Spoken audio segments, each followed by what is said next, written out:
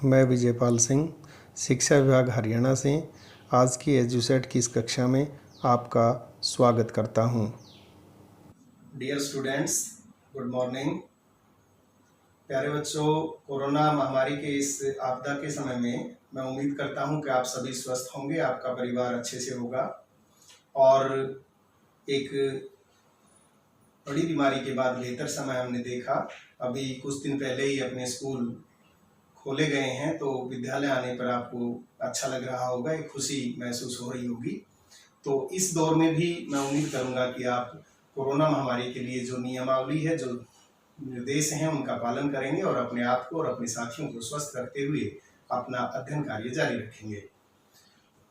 प्यारे बच्चों, कक्षा 7 के अध्याय 5 की वीडियो के पार्ट 1 और 2 में आपने पूरक कोण, संपूरक कोण, रैखिक युग्म और ऊर्ध्वाधर समूह कोणों के बारे में अच्छे से सीख लिया, जान लिया होगा। तो आइए अब हम तीसरे भाग में, इसी अध्याय के तीसरे भाग में तिर्यक छेदी रेखा के द्वारा बनाए गए कोणों के बारे में अध्ययन करते हैं। तिर्यक छेदी रेखा द्वारा बनाए गए कोणों को सीखने की कोशिश करते हैं। मुझे उम्मीद है इस अध्याय में, इस वीडियो में आप अच्छे से इन चीजों को सीख पाएंगे। तिर्यक छेदी रेखा, ट्रांसवर्सल लाइन,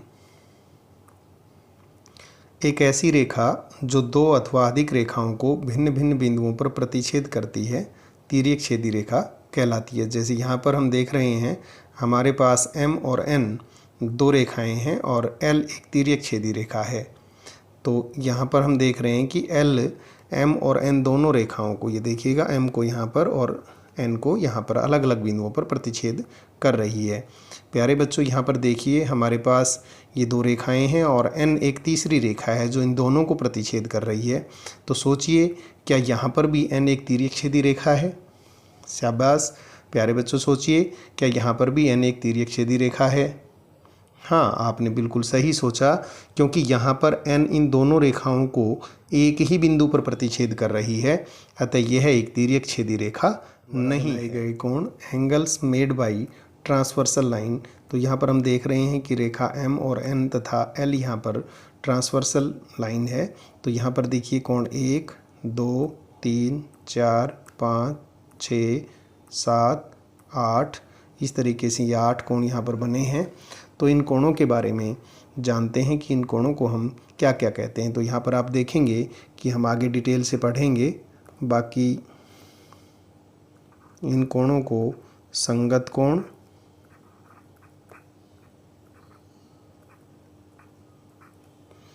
एकांतर कोण,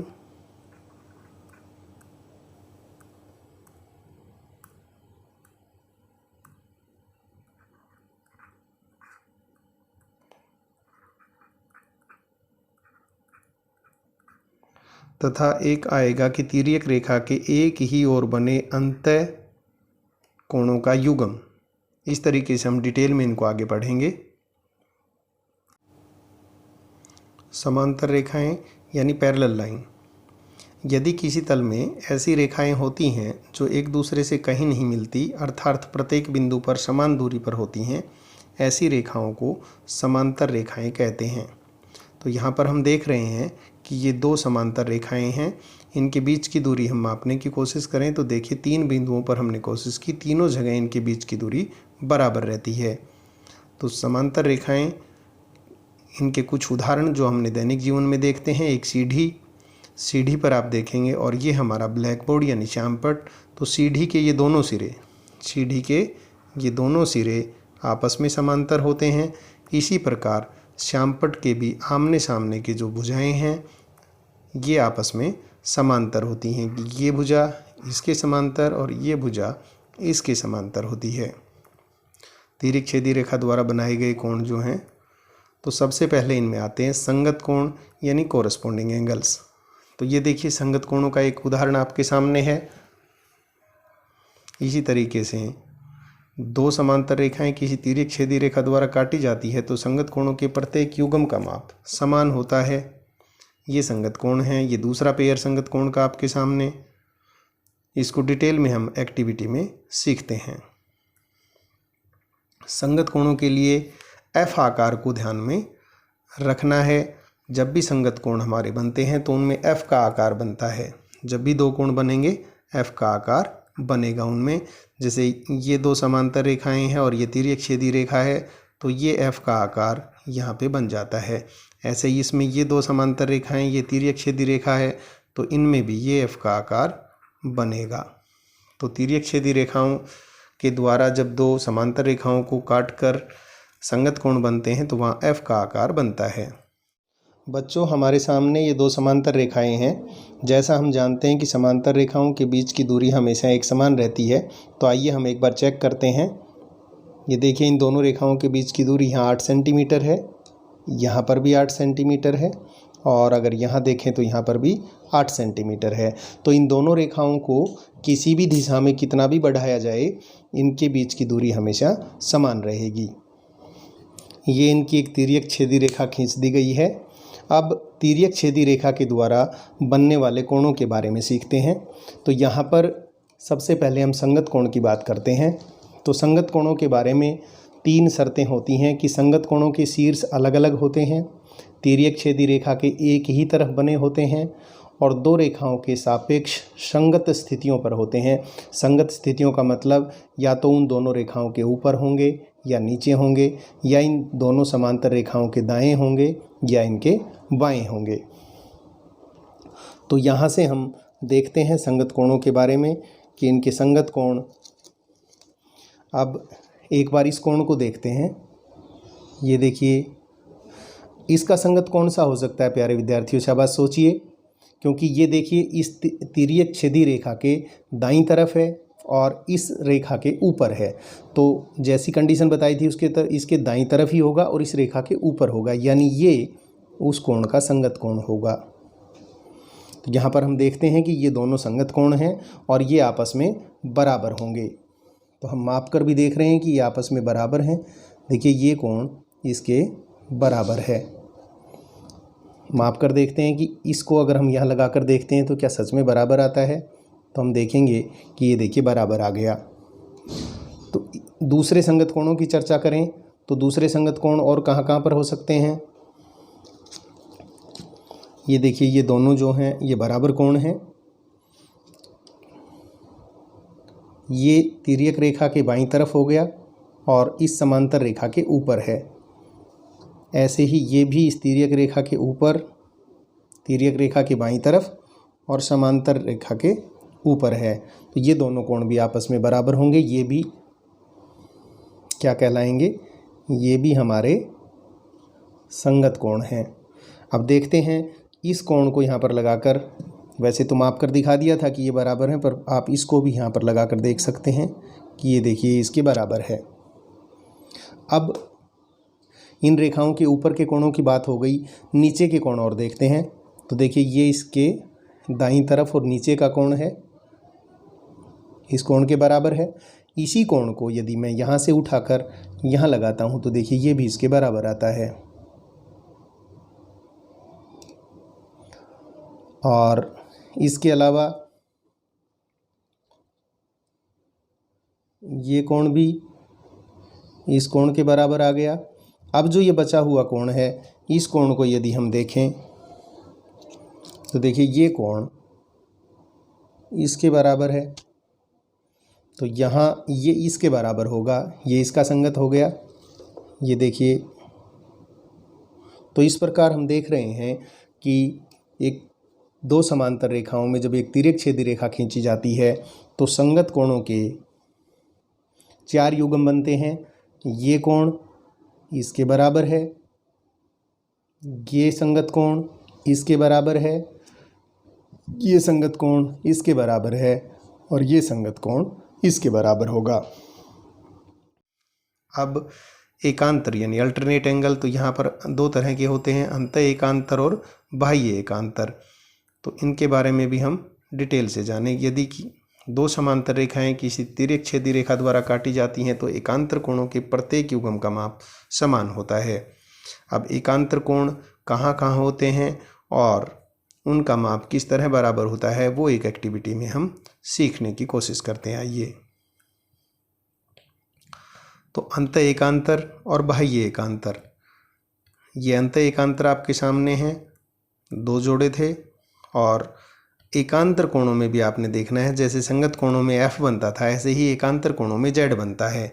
इस तरीके से Z बनता है और Z के जो दोनों शीर्ष हैं ये हमारे एकांतर कोण होते हैं। ये किसी भी रूप में बन सकता है, इस रूप में बनेगा तो ये हो जाएगा, और इस रूप में बनेगा तो ये हमारे एकांतर कोण होंगे।